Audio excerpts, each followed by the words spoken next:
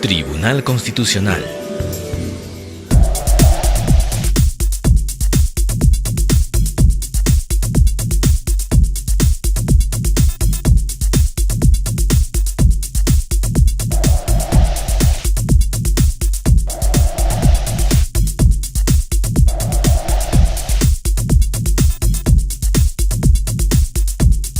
Bienvenidos a la edición del lunes 4 de julio de su noticiero TC al Día, programa producido por el Tribunal Constitucional. Importantes autoridades destacaron el trabajo del Tribunal Constitucional. El patrimonio cultural de la nación fue el tema que se abordó en el programa Tus Derechos. Además, el Tribunal Constitucional se pronunció a favor del proyecto denominado Línea Amarilla. Estas y otras noticias les tenemos preparadas para la edición del día de hoy. A continuación les presentamos nuestros titulares. La Asociación Nacional de Periodistas del Perú saludó resolución del Tribunal Constitucional que tutela derechos de Radio Hilo. Patrimonio cultural de la nación fue el tema que abordó el programa Tus Derechos. Estudiantes de Derecho reciben charla magistral en el Tribunal Constitucional en el marco de su política de puertas abiertas. La segunda sala del Tribunal Constitucional sesionó el viernes y dejó al voto 68 causas. Trabajadores del Tribunal Constitucional realizaron con éxito el simulacro dispuesto por Defensa Civil. La Asociación Nacional de Periodistas del Perú saludó la resolución del Tribunal Constitucional que tutela los derechos de Radio Hilo, pues siente un precedente en la defensa de la libertad de expresión y del quehacer de los periodistas. La resolución adoptada por el Tribunal Constitucional hay que observarla de dos puntos de vista. Primero, como un hito muy importante de la mayor trascendencia para cautelar el derecho de todo ciudadano a la libertad de expresión, especialmente cuando la información es de interés público y por lo tanto significa mucho para la vida moral del país. La libertad de expresión, como lo ha ratificado el Tribunal Constitucional, es un derecho fundamental y por lo tanto lo ocurrido viene a afirmar lo que ya nosotros veíamos observando respecto al rol tan importante de este organismo del Estado para defender el derecho de toda persona humana a estar informada de manera adecuada. El Tribunal Constitucional ha corregido un gravísimo error porque estaba de por medio no solamente el derecho a informar de una emisora, sino de 14 medios de comunicación, entre ellas radioemisoras, televisoras y prensa escrita en la ciudad de Hilo, que no solamente habían recogido la información, sino que además habían dado cuenta anteriormente de la difusión de lo acontecido. Es decir, que ya no era una información secreta, reservada, como alegaban los fiscales, sino más bien era un hecho ya conocido por toda la colectividad.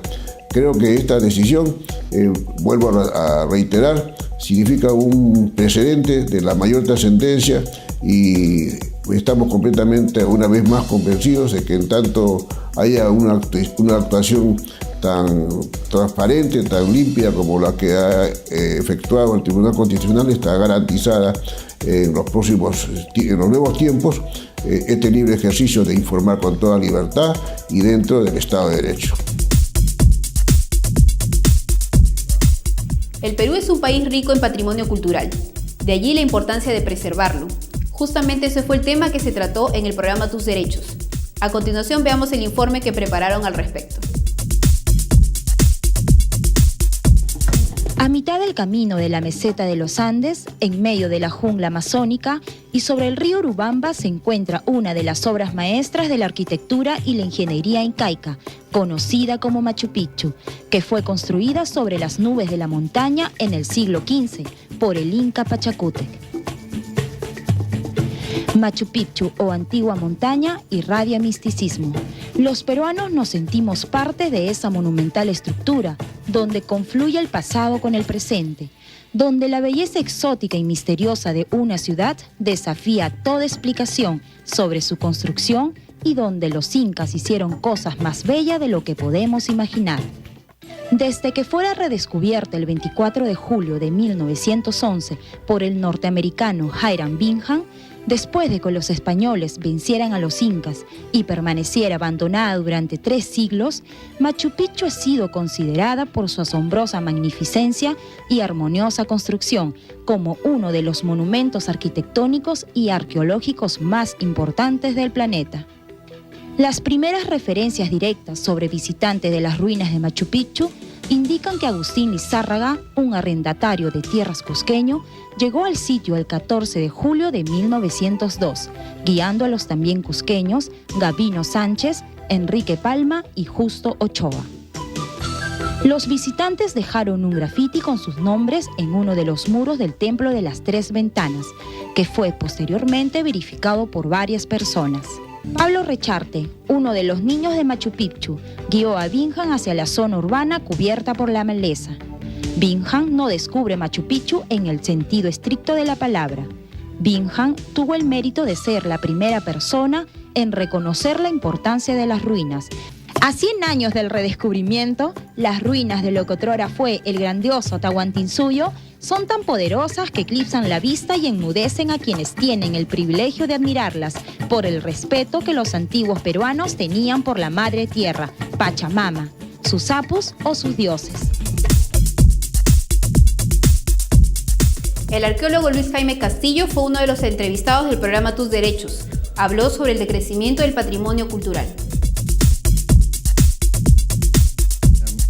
En los últimos más o menos 20, 25 años ha habido un boom de la arqueología, en particular en el norte del Perú, alrededor del fenómeno de Zipán, ¿no? En el Cusco, a raíz del desarrollo turístico, pero también en Chachapoyas, también aquí en la zona de la costa central, en la zona de Caral, por ejemplo. Efectivamente, hay una efervescencia enorme en cuanto a lo que es digamos, las investigaciones y los resultados que están produciendo. La Constitución establece la protección de este patrimonio cultural. ¿Qué podemos nosotros extraer de estas antiguas civilizaciones peruanas hoy en este mundo contemporáneo, aquí en el Perú? Bueno, lo primero que creo que hay que entender es que el patrimonio cultural es de todos los peruanos, es un bien público y el Estado se reserva el derecho de poder actuar sobre ese patrimonio. Lo defiende, lo protege, lo considera además con condiciones particulares, porque el patrimonio cultural, una vez que se destruye, no se puede recuperar otra vez. Una vez que una iglesia se cae, ya no se puede volver a levantar, se puede levantar otra, pero si destruimos la huaca, qué sé yo, con unos campos de cultivo, ya no se puede recuperar. Eso quiere decir que en realidad la cantidad, digamos, la magnitud de nuestro patrimonio cultural es finita y está decreciendo. Antes habían 600 huacas en Lima y ahora seguramente quedarán 300, porque el desarrollo urbano ha acabado probablemente con muchas de ellas. Y claro, el día que ya no queden más que muy pocas, quiere decir que nos hemos quedado con muy pocos documentos para poder reconstruir la historia de lo que pasó en Lima.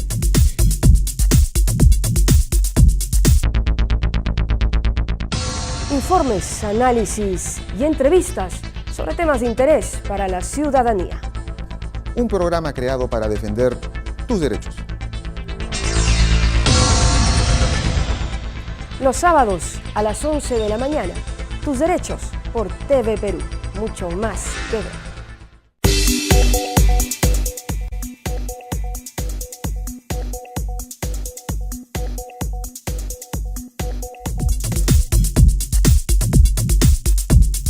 También estuvo como invitado el historiador Jaime María Zafoy, quien se refirió al patrimonio después de la colonia. Patrimonio cultural de la colonia, como conversábamos hace un momento, es la expresión de un ideario colectivo que se traduce en imágenes pintadas, esculpidas o trabajadas en orfebrería, sobre todo en plata, o también se traduce en arquitectura, en templos, iglesias, ¿no es cierto? Las catedrales, que son importantísimas, las catedrales, no solamente la de Lima, la de Cusco, la de Puno, que es magnífica. En fin, y además de eso, pues hay toda una serie de expresiones populares que forman un arte no oficial, un arte llamado efectivamente popular durante la colonia, que es el arte practicado por las comunidades andinas y los pueblos de la costa, ¿no? Que sin ser un arte oficial, esto permanece y subyace a lo largo de todo el periodo virreinal. La segunda sala del Tribunal Constitucional, que preside el magistrado Gerardo Eto Cruz, dejó al voto 68 causas durante la audiencia pública celebrada el 1 de julio.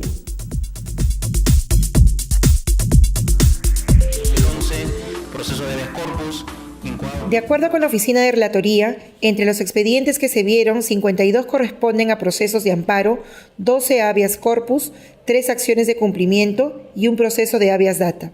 La sesión realizada en la Sala de Audiencias Públicas del Tribunal Constitucional se inició a las 9:30 de la mañana y participaron, además del presidente Gerardo Eto Cruz, los magistrados Juan Vergara Gotelli y Óscar Urbiola Jani. En el marco de su política de transparencia, el Tribunal Constitucional transmitió en vivo la audiencia pública a través de su página web institucional.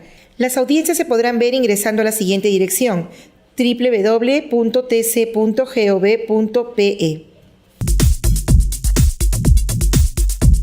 El Tribunal Constitucional recibió a estudiantes de la Facultad de Derecho de la Universidad Inca Garcilaso de la Vega, quienes recibieron una charla magistral sobre las funciones y atribuciones de la institución.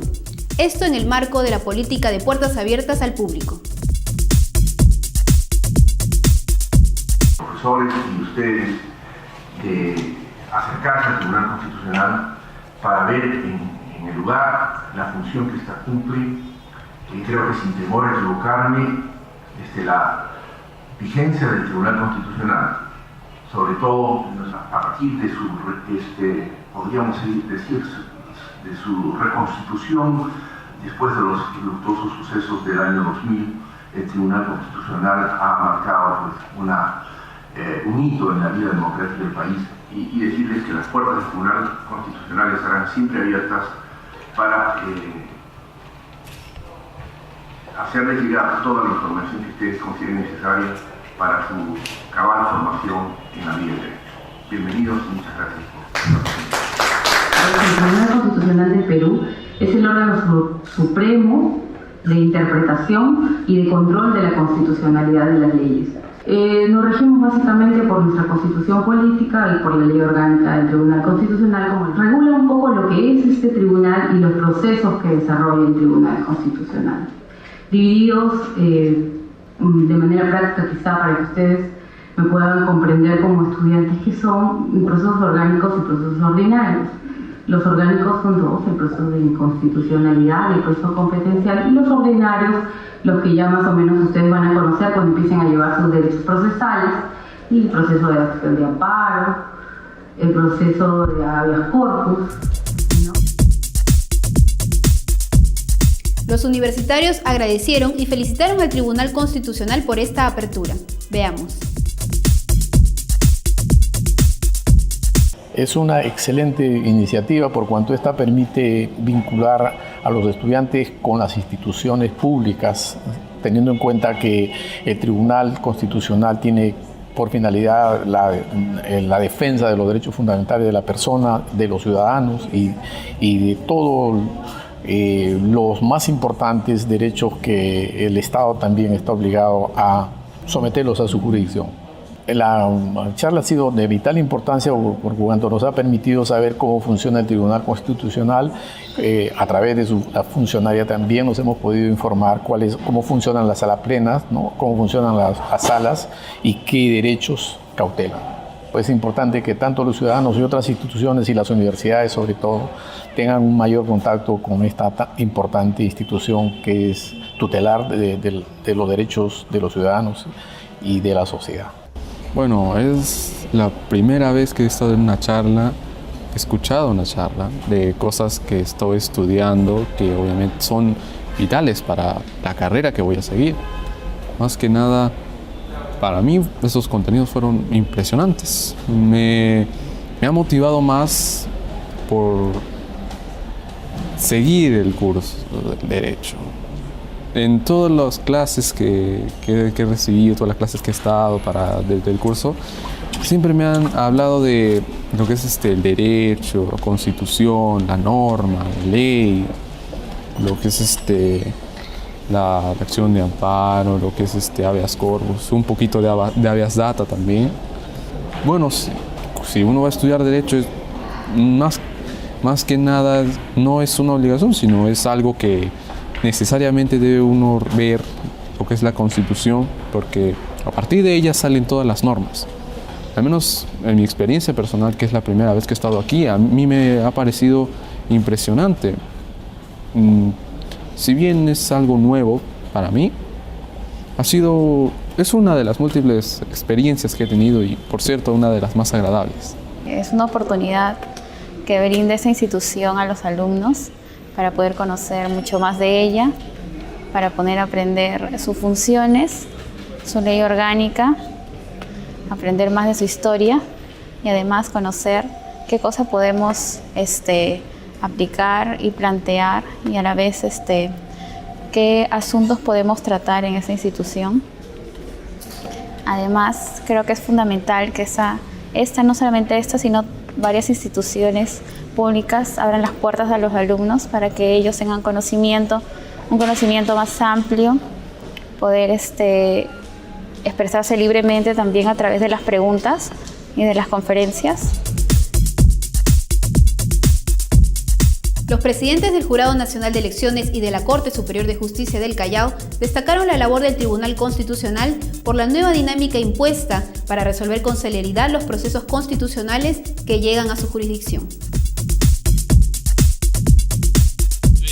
Debe servir de ejemplo para las otras instituciones del Estado que no deben demorar en los fallos, en las decisiones que deben tomar, porque lo que necesita el ciudadano es que prontamente sepa qué es lo que va a pasar con su decisión y qué es lo que va a pasar con su propósito y qué es lo que va a pasar con la respuesta que él deba recibir prontamente. ¿Ya? Me parece evidentemente que es una de las medidas más adecuadas que ha adoptado el tribunal, eso con el propósito de darle mayor celeridad, mayor dinámica al trámite de los expedientes que vienen a conocimiento del Tribunal Constitucional. Ello va a implicar que muchos ciudadanos que vienen de distintas partes del país vean sus casos, ¿no?, que sean resueltos dentro del menor tiempo posible. En cumplimiento a lo dispuesto por INDECI, magistrados, funcionarios y trabajadores del Tribunal Constitucional realizaron el simulacro de sismo y tsunami el pasado martes 28 de junio a las 10 de la mañana.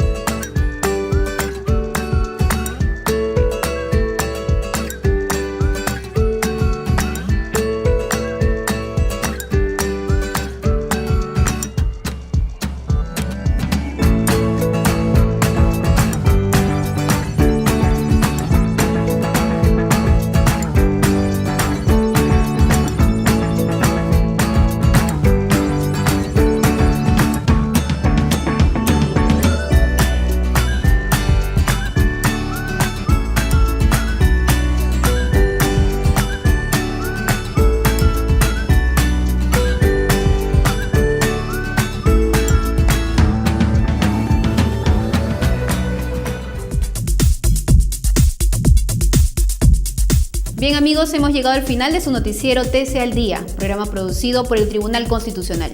Los esperamos en una próxima edición con más noticias.